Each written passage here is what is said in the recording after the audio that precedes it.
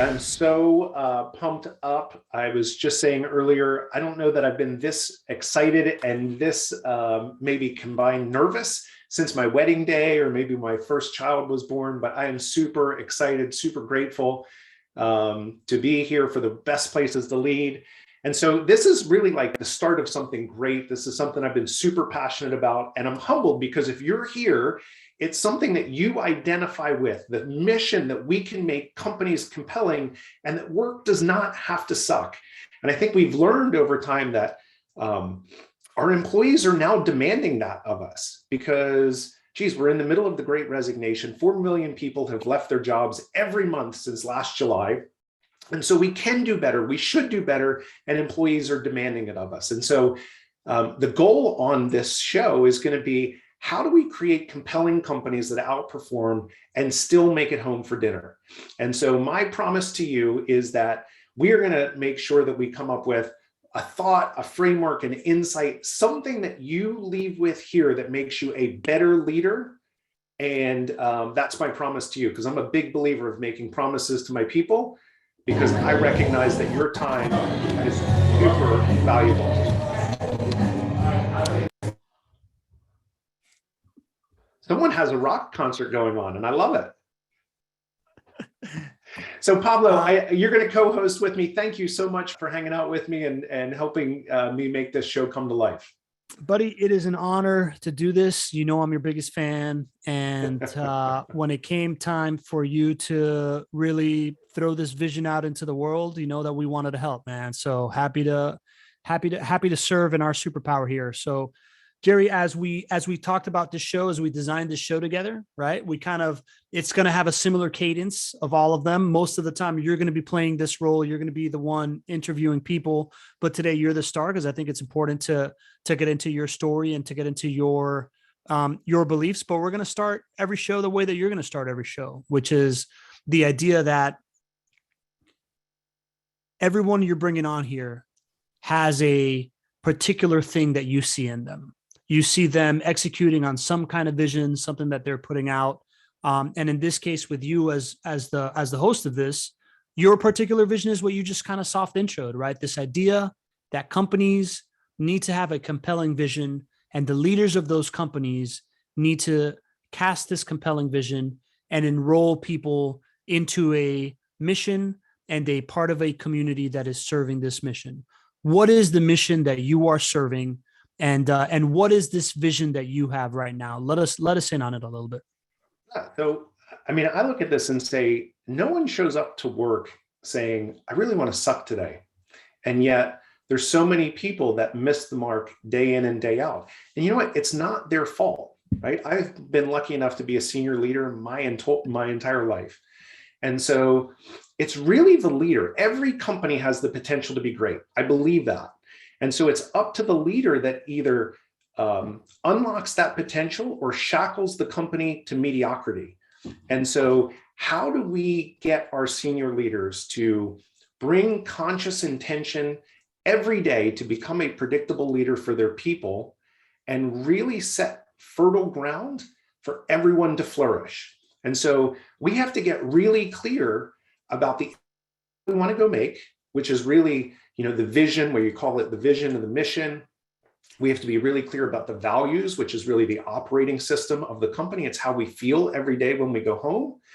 And so if we can get people aligned with the vision that we're on and the values and our actions, suddenly you just unlock this unbelievable opportunity for everyone to do great work.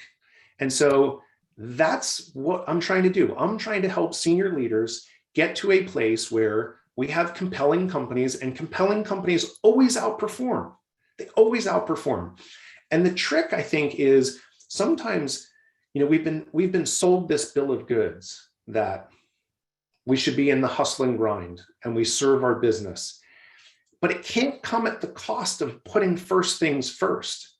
And so that's why I always look at it and say, compelling companies that outperform and still make it home for dinner, because the CEOs that I talk to who are disillusioned by the work that they're doing, it's because they don't get home to have dinner with their family. They don't tuck their kids in, and then they wake up and say, why am I working this hard? To what end? Why am I doing this? And so if we can bring conscious intention to it all, man, we have an opportunity to do great things.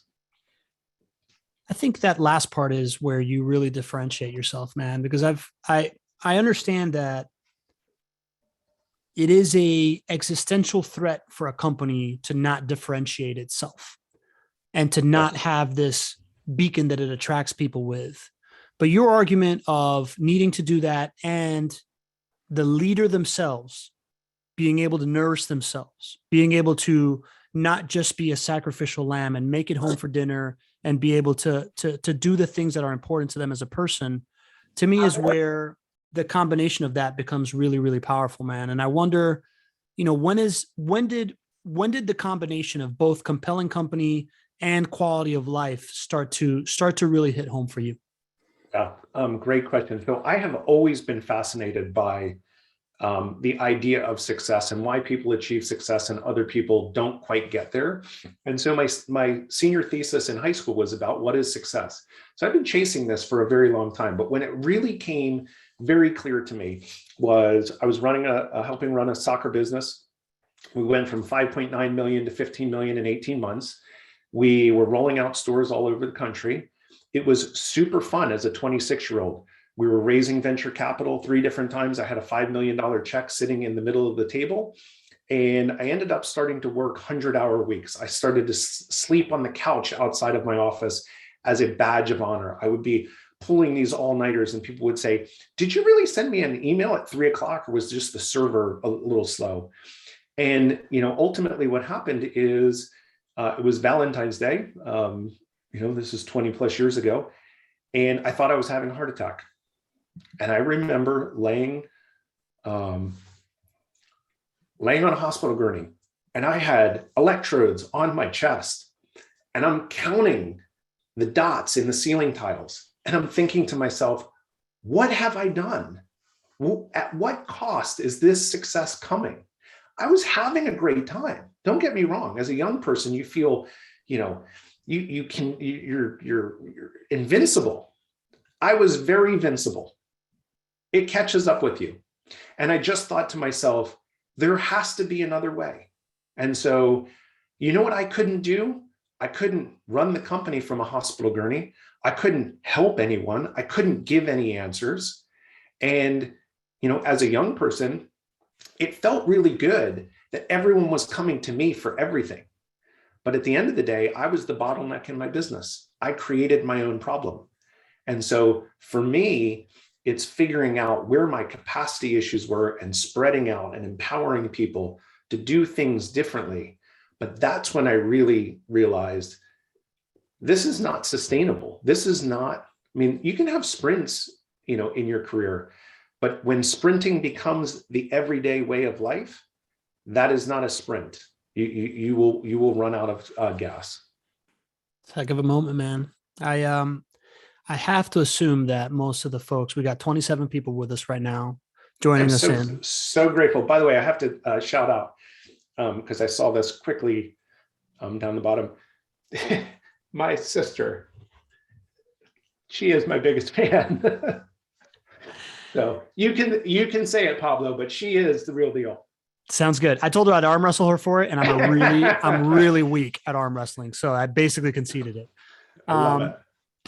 Jerry, I just want to welcome the audience. I think maybe you want to scroll through and say some of the names that you recognize, right? Like I want to acknowledge the people that are here, making it live, and just invite them to be part of this show, right? Yeah, so this is going to be a conversation between me and Jerry, but we want you chiming in the chat. We want you connecting to each other in the chat, and if you have something of value to offer, put it in there. We'll make it part of the conversation, and maybe in future shows, you'll also get to speak on it and whatnot if it turns into a great two-way scenario, man. But you recognize it. You recognize most of these names that you're seeing out here, man?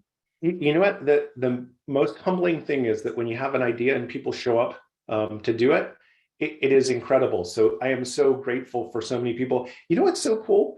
I don't know some of the names that are on the call. So, I used to laugh all the time that I could always count on my mom for showing up, but she passed away. So my sister's here.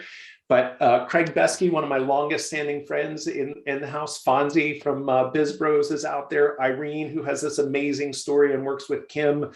Isaiah, thank God you found the registration, is out there. Carol Ann, who I love. It is amazing. Kim Bach. Foxhall, he is one of the reasons why we are here, because he was the first person who believed in me and thought that this cockamamie brain could believe and help him. So I blame a lot on Matt Foxhall, one of the greatest leaders that I have the chance to work with. Waylon Pond from back in leadership school, but amazing that all of you guys are here. Thank you so much. Love it, man. Love it. And that's just a little preview of roll calls that Jerry will do going forward here on the show when he's the host and not just a star. And he's a little bit less nervous, as you can see him right now. But regardless of how nervous you are, man, you're speaking some real truths. You're being vulnerable, right? Like this, you have a clear vision. You learned it through a moment where you saw beyond the hero of just being the, sacrificial leader kind of thing. And you had it affect you at a young age, man. From that moment on, how has the way that you operate, how has that evolved in how you specifically yourself approach your capacity as a leader and what you can do at a company? So, I believe this. Sometimes as leaders, we think we have to do everything. So it all has to get done, but you don't have to do all of the doing. And it's one of the traps that people get into. They feel like they're the ones that have to do all of the doing. And the reality of it is, when you are a true leader, you become the conductor at the front of the orchestra. You are no longer the first trombone player. You no longer are playing the cello.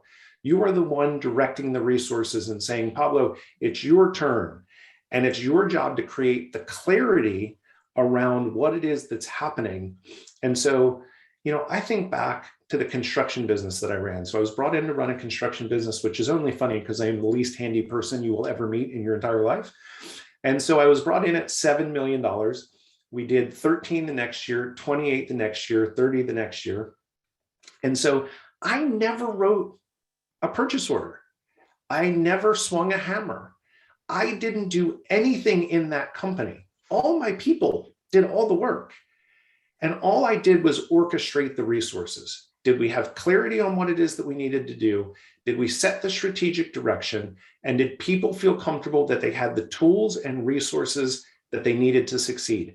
Those are the things that you should be thinking about as a leader, because when you try and do it all, you end up becoming the bottleneck in your business, and the business can never grow past what you're doing. And so it may feed your ego to be the firefighter, right? I think entrepreneurs are the biggest gamblers in the world, right? We're constantly pushing the chips in all the time. And so we just need to be mindful that we have to resource our people. We have to create the picture of what success looks like for our people. And then we let them go do their best work. And that's the piece that for me, it's been really critical. So how do you paint that picture, Jerry? Like if you are as a business leader, you've got a million things happening at once. When is the time that you paint that picture? How do you start doing that if you haven't done that already? Is it even possible to do it when it's already in motion? It's the most important time to do it, because if you haven't painted the picture, I say it all the time, there is never a bad time to explain the why. And so you have to continually articulate what it is, the mission that we're on, and how we do business. Here's the operating system. It's what we celebrate and what we don't tolerate. Those are the things that we do as senior leaders in painting the picture of what success looks like. The other piece of this is, I think there's 3 hats that every leader wears, right? It's the leader as individual. So how clear am I on how I'm going to show up for my people? Because when we're unpredictable for our people and they don't know what to expect, you drastically and negatively affect the performance that people can give, right? And so have you ever had a situation, Pablo, where you didn't know what the rules of the game were? The leader showed up one day and told you one thing, and the next day yelled at you for doing the exact thing that they told you it was good to do. I mean, that is devastating to performance. So that's one piece of it. We have to not get in our own way. Start there. The second piece is all the leadership competencies. How well am I communicating? How well am I making sure that I'm checking in with my people, building relationships, all of the core competencies that we do day in and day out as a leader, the leader as the technician. And then the third piece is the leader as the strategist. So what is the strategy that we are using to get to where we want to go, right? We have a North Star out there. How are we allocating resources? Those are the three pieces that you need to be thinking about. And if you're not communicating that, start right now, right? A, have a plan. The second is communicate the plan. So never a bad time to do that. And if you don't have it, do it right now. So what are the three? Conductor, technician, strategist? Is that? So individual, the leader is individual, leader is technician, and leader is strategist. Those are the three hats that we wear. And what I find is when people don't do the work to say, here are my values, here's what's important to me, here's how I serve my people, here's what you can expect, here's my personal user manual. When you think about it, we have a user manual for a darn phone, right? But we bring people into our care and we don't give them the rules of the road of how to work with me. Instead, we make them figure it out over years. And if I'm not fully developed and I'm unpredictable, it looks this way one day and looks that way another day, how do you ever unlock real performance when the rules of the game are not clear? And so that's the leader as the individual. And then the technician is just all the things that you do every single day as a leader. How do you build those relationships? How do you create that clarity? How do you check in with people and build relationships? How do you have crucial conversations? That's the day-to-day. And then the strategic is the long-term, right? We need to make sure that we're charting a path, because if we're only living in the day-to-day, then you're going to be in trouble. Tell me about this. Is this user manual like something you're saying as a euphemism? Does this exist out in the wild? Do people make user manuals for themselves? Give me an example. Yes, people make user manuals. We have a document that takes people through how I operate as a human being, how I operate as a leader, the things that energize me, best time of day to get in touch with me. It is just all of those pieces. I know, Nathan Adams, who's on a plane right now, he has had his whole team do a user manual. I know Matt Foxhall has had his whole team do user manuals. And all you're doing is lessening the learning curve. You're making it explicit. Here's how I operate. Why would we make people guess, right? These people are on my team. We're on a mission together. Let's go do this together. So I'm not going to make you guess. I'm just going to give you the answers. So what's the table of contents, man? You said what energizes me? What else? What's the rest of the table of contents there for people to fill in?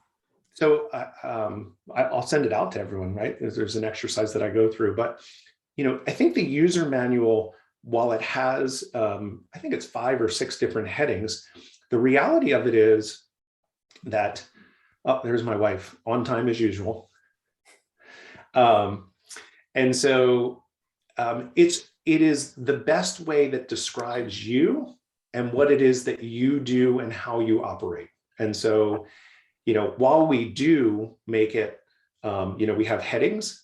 So things that energize me, things that frustrate me, how I solve problems, the best time of day to approach me. I mean, those are kind of top level things, but it's just giving people, it's like, why do we give people tests instead of just giving them the answers? I mean, if you really care about your people, just give them the answers. Here's how I operate. And so, we're going to talk about this on a later show, but, the way I conceptualize the framework that I use to serve companies is you have the individual, right? And the individual has its own idiosyncrasies. And what I've learned is there's 9 principles of personal performance, right? And then you have pods of people, and the leader sits on top of those people to serve them. And so the better fit that we have, the more aligned we are on our own personal vision and values, the easier those people work together and interact. And then those pods sit inside the business acceleration model, which is how does a business work and how does it accelerate its revenues and its impact?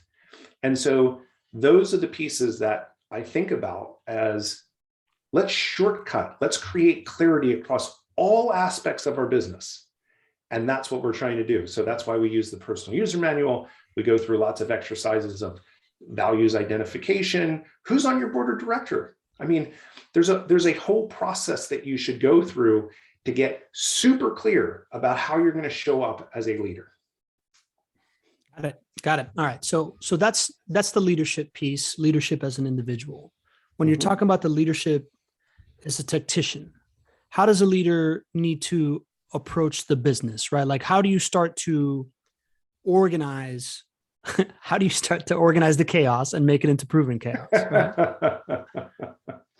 Well, I mean, let's just break down as I imagine core competencies as a leader, right? So communication, and you have lots of different ways that we communicate: one-on-ones, small group, large group, storytelling, listening, feedback, right? Those are all pieces of the communication, but all things that you should be doing every day. Meetings, people don't know how to hold meetings, right?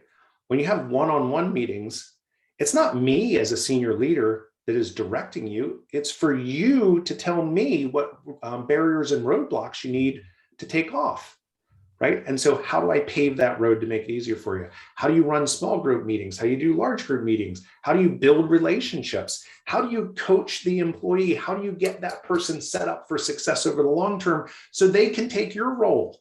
The only way that you can move up in an organization to do bigger and better things and to have more and more challenges is you have to bring those people through to be more and more successful. Got it. So what do you do with, we got a question from Isar here in the audience. He says, what do you do if the operating systems of a few people do not align, especially of the people who need to work together? How do you bring that together when you're trying to combine those? So lots of communication, right? And so we have to be in a place where we are clear in our vision, we are clear in our values, and that's what it's all about. Because when values are clear, decisions are easy. I can have a conversation with you and talk about how that misalignment doesn't serve the business. But if I'm not clear on my vision and I'm not clear about my values, or the third piece that you can tie this to is the objectives, is that these behaviors are not serving the business, it changes the dynamic of the conversation. So it's not an indictment of you. It's just that these things are inhibiting us to create the success that we've all agreed upon are the rules of the game and the impact that we want to go make. And so you have to have those crucial conversations. And ultimately, Isar, if people aren't aligned, right? So when I talk about like the people together and the work that they're doing, you know, someone who's a 10 out of 10 in one organization may come to another organization and they may not fit. They may only be a 6 or a 7 in this organization. People say, oh, I don't understand why the person used to be a 10 at that company and they're 7. Well, it's just we don't align properly. And so we have to, as well, we invite people, we don't hire people, we invite people in on the mission because we get really clear. We have to also have the courage to disinvite them. And that is a piece that is super hard, but you know, if we've communicated well, if we've given them opportunities to make changes, if they have the tools and resources that they need to succeed, then it is my responsibility as the senior leader to look across the organization and all the other people who are counting on us to make really good decisions for their families so that we can be economically prosperous. Then we disinvite the people from the mission who no longer align with us. Yeah, that's one of those things that I think I heard you say it over the retreat weekend. This idea that it's really hard to part with somebody, and in order to make that palatable, it's not about parting with that person as much as what you're doing for the people that are staying on board. Right. That's right. I mean, it is never easy. You know, I have hired a lot of people. Unfortunately, I've also disinvited a lot of people on the mission. And walking in and knowing that you are going to change the course of someone's life and they don't know it, there is a heavy responsibility. Now, it should not come as a surprise to them. If we've done our job as the senior leader, you should not just walk in and fire someone and that be a surprise to them. We should be communicating all the way through. But when it does happen, there's a massive weight. And the only way that I have been able to shoulder that weight is to think, did I communicate well? Was I clear on my expectations? Did they have the right tools and resources to succeed? Did they have every opportunity to contribute? And if I can answer those questions, yes, then I feel less bad about changing the course of their lives. But more importantly, it's that I have a responsibility to all the other people who are aligned, who are doing amazing work, to actually go and make sure they have all the right opportunities to succeed. And so that's how I am able to lay my head on the pillow at night and go back to sleep. Yeah, that makes a lot of sense. Yeah, you reframe it as the service to the mission and to the other people on board. So let's switch a little bit now to, I think people come to you often when they're looking to scale, right? Like, or maybe they've gotten to a certain point. I know that you've made a name for yourself in taking multiple types of companies past 100 million, right? So I could see how companies come to you when maybe it's chaotic, maybe it's not, but they're looking to grow. How do you approach growth for companies? Right. So first of all, in the business acceleration model, I have a framework and the reason I use frameworks is because they're repeatable and scalable. So in my mind, this is the model that I use. So let's look at the foundation. Are we clear on our vision? Are we clear on our values? And what are the resources that the company has? And so resources aren't just money. It's one piece of it, but what are our relationships? Do we have intellectual property? What's the network look like? That's the foundation. Once we get clear, because it's hard to create a compelling company if, Paulo, I said to you, man, I want you to come on this journey for me, and it's going to be really amazing. And you say, oh, that sounds amazing. I'd want to go on an adventure. And I go to the beach because I love the beach. And you go, damn, I wanted to go skiing, right? Someone's going to be disappointed. And so the reality of it is you just want to get really clear about the mission that you're on. So that's the first piece. The second piece is it's really, to me, there's three core functions of every business. And the core functions are marketing, sales, and operations. So when I look at a business, I am looking to say, which of these three things am I going to break? What do I need to break to scale this business? And I'm looking at capacities in each of those three buckets. So for instance, if I'm at total operational capacity, it doesn't make sense to market and sell unless my sales cycles are so long. I've got to go build operational capacity first so that I have bandwidth to bring marketing through sales and put them into what we do every day to generate profits for the company, whatever product or service that we have. And so when I think about this, I'm just constantly looking and saying, okay, if I have operational capacity, then I need to go back to the top. I need to put more people into the system, which simply means we need to be marketing, and we move those people into sales. And if the salespeople can't convert, I know I have one of two problems. Either I have marketed and attracted the wrong people into my ecosystem, or I have a sales training problem and I need to fix how we're selling, because we've already proven, product market fit if we're scaling, that the operation side can work.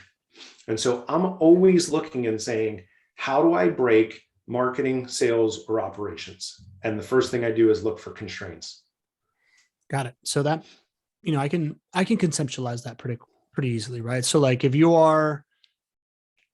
if all your people are burning out too much work, things are falling through the crack, then it's not a sales or marketing problem. You need to go build capacity around the people that you have. That's right. If you've got folks that are not busy enough, then it is a marketing problem. Then at that point, it's a little bit less clear to me when you hit that other spot that you just talked about, right? Like, you market, you bring people into sales. Mm-hmm. How can you tell the difference between that you're marketing and bringing in the wrong people, or that your sales process isn't complete? Do you have a way of figuring that out? Yeah, you actually have to sit and talk to customers, and you have to figure out whether the way in which we're explaining our product or service is resonating. If the people that, when we look at the data and we say, well, how did you find us? How did you get here? And we realize, Well, I downloaded an ebook, but I wasn't really interested in your product or service. I just wanted to get that piece of information. Then it's how we're doing the work, and we've got to continually analyze it. And so, part of this is you've got to capture the data. What's the data telling us? What's the data informing me to actually say, okay, if 1,000 people came in, but I can only get 10 of them on the phone, it's probably a pretty good indication that they're not my ideal client. And so, yeah, you have to do that work, but you have to actually measure how things are coming through and what works best. Is there any way to speed this stuff up, Jay? Like, everything you're saying sounds like it's a go try this, give it a certain amount of time, and then see if it works. Is there any way to speed that stuff up, or is business a game of time? So I think it's both, but one way to always speed it up is with money, right? Because when you look at resources, the way I've explained resources in the past is it's how much margin of error do I have to make mistakes? So if I'm bootstrapping a company, then I don't have a Ferrari that I'm taking out on the road that's going to go really fast. Maybe I have a little jalopy, and so my margin of error is not as great. So venture capital has proven this out, right? They see someone come through, they have product market fit, and what they do is they put the scale into it, which is let's put the systems in, let's get the technology behind it, and let's add the human capital into what it is that we're doing, because they're investing at a little bit earlier stage, at least an early stage. That's what you're looking to do: technology, human capital, and systems and process. But yeah, money can accelerate all of it, because if I dump a bunch of money into the marketing side, then I'm going to bring more and more iterations through, and I should learn. I mean, if you have the right marketing person in place, I should learn very quickly who my ideal client profile is and what is resonating with them to actually convert. Should the money go into marketing every single time in order to speed it up? Are there other things that the money can go in, or like is dumping the money on the marketing side the fastest way to speed it up, or is there other money that you can spend to speed things up in other places? It depends on where the company is, right? That answer is going to be different for each company. If I walk into a company and they are just operationally way behind, then no, I'm not dumping money into the marketing side. My earliest mentor, Jerry Keller, came from the rock and roll industry. He said, you never want to have a hit record on the radio with no records on the shelf, right? And so it doesn't make any sense to get the airplay if you can't sell anything, if you can't monetize it. And so when you can look and say, let me get the operational system done first and open the capacity, then at some point in time, depending on how long your sales cycle is, then you start the marketing side. I get it, man. And you're mentioning, you said something a couple of times. You said tech, systems, and people. Mm-hmm. Those are the resources that you have to kind of grow around. Can you kind of go a little deeper into those three things and how you approach prioritizing what needs to go where as you're trying to accelerate this curve? Sure. So, I mean, think about how businesses start. It says, "Hey, Pablo, I have this idea. Do you want to come join me?" And you say, "Yeah, I'm not doing anything else. Yeah, I'm your brother-in-law. Come join you." Right. And so you see lots of family members inside organizations when they start. And so that means that was the best available person that I could pay at the time to do that work. And so human capital is one piece. Do I have the right person in the right seat doing the right thing? So I look and say, where are our gaps? Especially, I think in particular, this is from 0 to 10 million. I see these three things. And so, people who were generalists, great at like wearing lots of hats in a business, now it starts to get to be a little bit more specific as you get to that 10 million-ish mark. The second piece is systems and process. We used to hold a meeting and it would be the five of us in a room, and I'd yell over and say, "Hey, Pablo, ship that order. The credit card got done." And so that doesn't work when you're lots of people and lots of orders. So you have to have systems and process to facilitate the speed at which you're going. And then, early stage startups, they normally don't invest in technology because they don't have the money or the expertise to implement it. And then you get to real revenues, And you have to start using technology because it's the ultimate game changer in speed. It replaces masses of people. Instead of doing things manually, you automate lots of stuff. So is that all in order? I mean, is that sequential order, right? Like, or is that in order based on size of companies, right? Like, is that a clear question? Yeah, and I mean, you're asking a broad brushstroke question, which I Yeah. appreciate, but it's really different for every business that you walk into. The human capital that I may walk into at one company could be much greater and not an urgency to fix. So again, I think about things in capacity order. What is my biggest priority? It all has to get done, but it doesn't have to get done today. So what is my order of operations? How clear is my picture to accelerate this business? You know, you can't outwork scale. The one thing that I see, from CEOs and founders is they try and outwork the business that comes in and the scale that happens. But you have to work on those three things. So technology makes you go faster, harder to implement typically.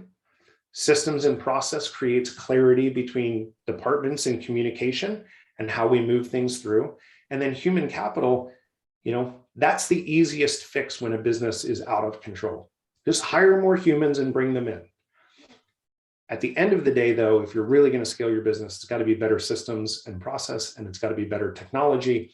And by the way, we're in an environment where unemployment rates are at 3.9%. We're back to pre-COVID rates. 4+ million people have left their jobs every month since July of 2021. So finding top talent is a hard thing to do. So you can't necessarily just throw human capital at it, especially if you're in engineering, especially if you're in marketing. I mean, those two areas right now in today's marketplace are super hard to find top talent. So the answer is, it depends. Give me the company, let me look at it, let me talk to some people, and we can walk our way through that. Yeah, and you've kind of, I guess it depends when it comes to tech, people, and systems, but it sounds pretty clear to me that you say compelling vision first, clear values that create the bumper lanes for that vision, and then resources, and tech, systems, and people are resources. Can you give me an example of, so based on that, you would call a compelling vision a growth lever? Can you give me an example of The a company that you've non-negotiable in a seen? business? Huh? It's beyond that. It's the foundation. It is a non-negotiable in the business. I mean, there's lots of companies that don't have visions, lots of companies that don't have values. And so how are you inviting people on a mission to go do something if you're not clear about the impact that you want to go make? And, oh, by the way, here's how we operate and here's how we feel good about being in here. And so can you give me an example of a company that went from not having that to having that, and how that can change the game?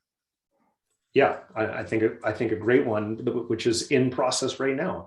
So Nathan Adams, who's out in Colorado, Red Tea Homes. Nathan's been a real estate developer for 16 years. And so he is highly integrated. He does everything from land acquisition to entitlement to architecture to building the damn thing, and then has a sales team to dispose of it, right? And so highly opportunistic, just like every other developer. If the deal pencils and we can make it happen, we're going to make the deal happen. And I kept on saying to him, Nathan, there's no handle on your business. It's highly fragmented. There's no handle that I can say, oh, that's what Nathan does. And I understand his business. And as a team, they finally came together with, they are going to go build a greener Colorado. Very clear, became a North Star. And they said, we care about our environment. And we think you can make profits while also doing good and doing right. He has been evangelizing that problem. We have a housing problem of attainable priced housing, that developers don't care about the environment in their building methodologies. And so he's been doing a great job evangelizing that problem. And then by putting out there, we're going to build a greener Colorado. We are going to build to a standard that is not required of us. We're going to build to LEED certified gold or better. and they're working towards platinum. What's the outcome of that? They now have people in the marketplace saying, I identify with your mission. I want to come work for you. I have investors that are now putting money into projects with them because you know why? I identify with you. And so you change the dynamic when you get really clear about, here's where I'm going. Would you like to come along? And one of the key pieces that I think companies forget about is if Nathan wasn't out there evangelizing the problem and the promise he was making, people wouldn't know that they could come along with him. They wouldn't say, hey, Nate, I want to go do that with you. Is there an opportunity for me? And so you have to have the courage to step out and lead your people. If people want to be led, you have to give them the opportunity to be led. What are you seeing right now as the best way to evangelize whatever you're doing, right? So if you're gonna paint this vision and you got to let the world know about it, right? Like what are you seeing out in the market as the best way to let internal and external people know? Is it two different functions? Are there departments in the company that are doing this? How does one execute on that? Great question. So, we are now living in an age where we are digital first. There are people that have grown up with phones in their hands. My kids, we are never going backwards. So I was a native analog, right? I actually had to take notes in class by hand. And that world is disappearing. I was in Greenville, South Carolina. I went to go get a coffee at a Starbucks. And I literally was 50 feet away. And I walked over there to get a coffee. And I said, can I order coffee? No, I can't order coffee. And so she said, you have to order it online. So I physically had to pull the app out, make the order, and then she gave me my coffee. It was the craziest thing, but that's the direction we're headed. We now live in a world where with social media, you can become your own broadcast company. You can become your own media company. And you can very cost effectively make your message and your point of view known to those people who might care about what it is that you do. And so, the person who I think is doing this the best, in my opinion, the three brightest minds in marketing is Dave Gerhardt. And his book just came out, Founder Brand. I sent it to the CEOs that I work with, who were in. He came and presented for us at the Leadership Summit. And the reality of it is, you have to give people your point of view. If you don't have a point of view, why should someone join you? And I think that's the piece. If you wouldn't come work for you and your company, why would anyone else care about it? And so you should be on social media. You should be on Facebook. You should be on Instagram. You should be on TikTok, LinkedIn. You can't be everywhere, but pick where your customers are and where you feel like you can make an impact, and then create for that channel and speak to your audience. Because again, here's the problem that I'm trying to solve. Here's my unique perspective on it. And I'd like to invite you on the mission to come solve it with me. Pretty simple, but man, is there anyone better suited to have that conversation than the founder or the senior leaders within a company?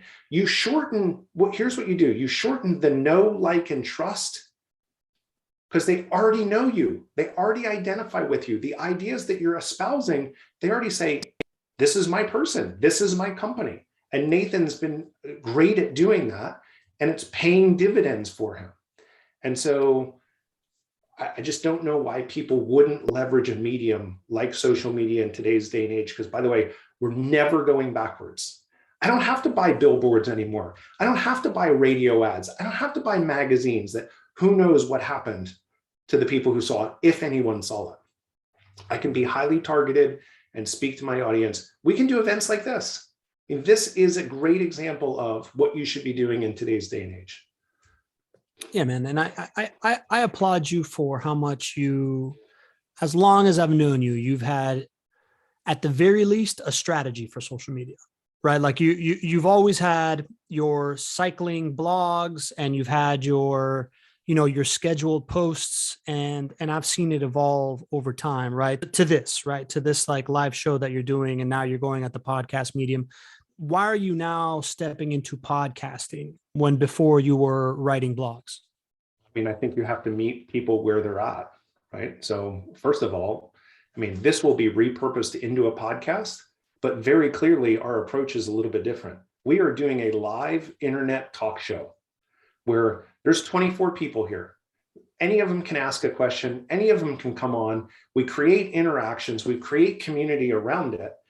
And yeah, it'll be released as a podcast, but that's one channel that we're using in all of this. And so why would you not leverage? I mean, people have over the years, we just had the Super Bowl, paid millions of dollars to have their ad because lots of people are actually looking at the television during that time. And I'm saying, I don't need to take a spray and pray approach. I can say, where's my people? This is what I'm doing. Where's my tribe? And keep on inviting people along for value and entertainment and inspiration, whatever those things are.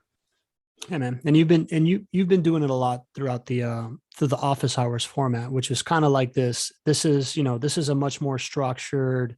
You're going to also be creating relationships and you're going to be doing a couple of other things, but you've been putting in the work to get people to show up to a Zoom call on a regular cadence for a while. What have you seen as the benefits of that? Like what's that approach for community been like for you? Humbling, right? I say this all the time. You can have great plans, but it is humbling when people say, I identify and yes, I want to come along. And so, what's the output of that? 15 senior leaders who, hop in a car or hop in a plane and fly to Jacksonville Beach, and we generate business ideas. We make each other's businesses better and build connection and community and help each other and solve problems, not even inside the mechanism that I created in office hours. I mean, people are on text messages and people who I didn't even know had their numbers. Yeah, I'll text that number. I mean, we are always better together. Foxhall says this all the time. It's one of his core values, and I love it, right? Because we don't do life alone. And the minute you think you are a self-made man, you are not. You are not a self-made man. All of the people who have poured into each other, that's the fun of life. And so let's go build things that are cool and be better together because it's part of being a compelling company. We don't do it alone. We all stand on the shoulders of giants. Yeah, man, that was a beautiful thing to witness when everybody came together right after a year and a half of Zoom calls to have everybody in that room. The alchemy was very, very real, man. So I thought that was definitely showed that the sum of the parts created a greater whole 100%, man. I want to do some of the questions here to give people, since they're showing up and spending their time with us. Carol Ann Sharp has a question. How are businesses handling the work from home policies for employees? And maybe, Jerry, you can attack this from the perspective of all the stuff that you're saying. With work from home more important or less important? Way more important, especially depending on where your workforce is.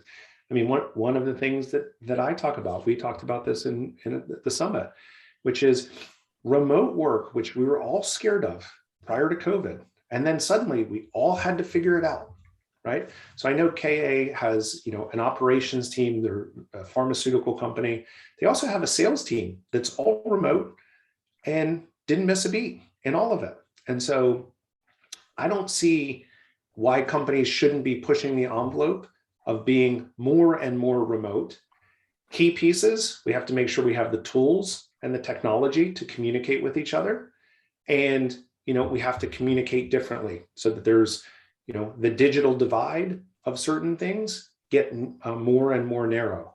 But it is way more important to younger employees that they have that at least a hybrid option of working from home and going into the office. Now, I'll flip this another way for you too. If you embrace remote work, do you really care whether that person is up the street or around the globe? And so Maria, who's on this call, she's my assistant. She's amazing. She's a godsend for me. Maria lives in the Philippines. I've been outsourcing to the Philippines for 20 plus years. And so when you open yourself up to a remote work, you lessen the burden of who you can hire because it's no longer in my town or in my state. I have a global universe that I can absolutely find the talent from. What's the downside of remote work, man? Is there any? So, I mean, the research is pretty clear that people feel disconnected from one another.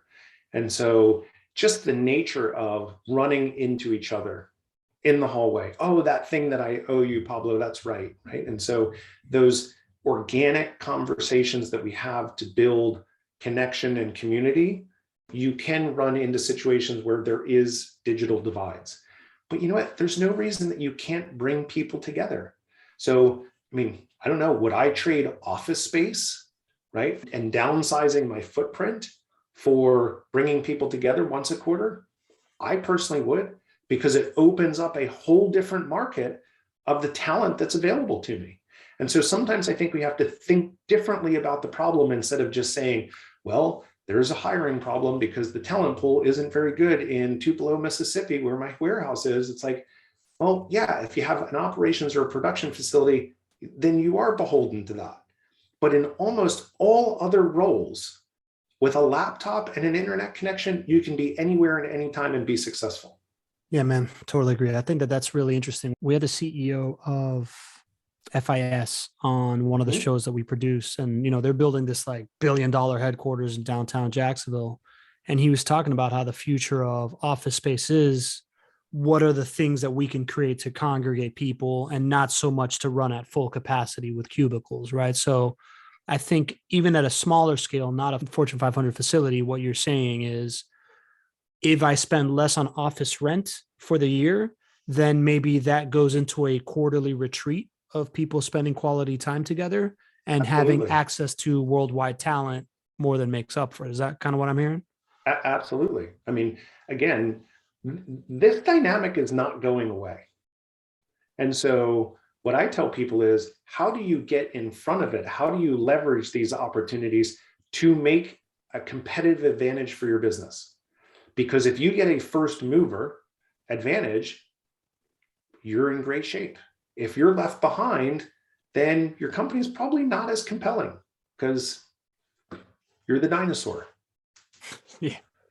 Yeah, man. And I want to end it with Kim's question. But before Kim's question, why don't you give us what's coming up next on the show, man? So like it's this was more of like an opening, get to know Jerry. I think we've understood kind of where you stand, but what do you see coming up next for the show? Why should people show up? Like what's coming up?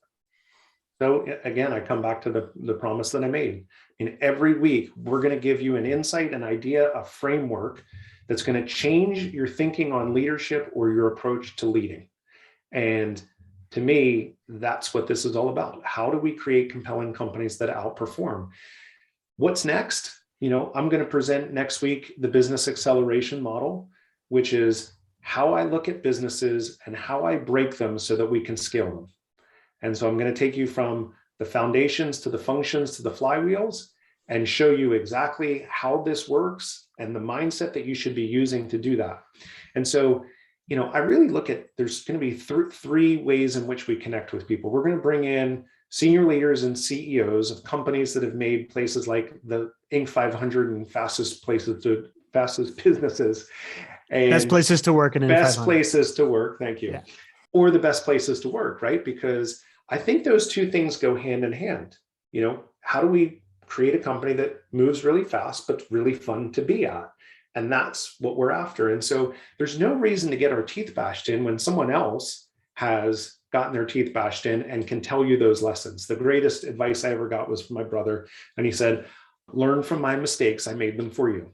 And I just thought, I don't have to make all those mistakes. I just have to be really perceptive and keep on scanning the landscape.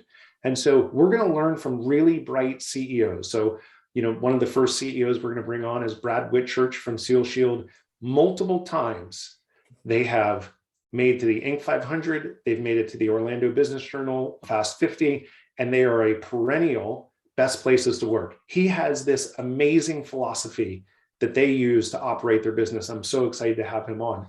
So we'll have senior leaders, CEOs.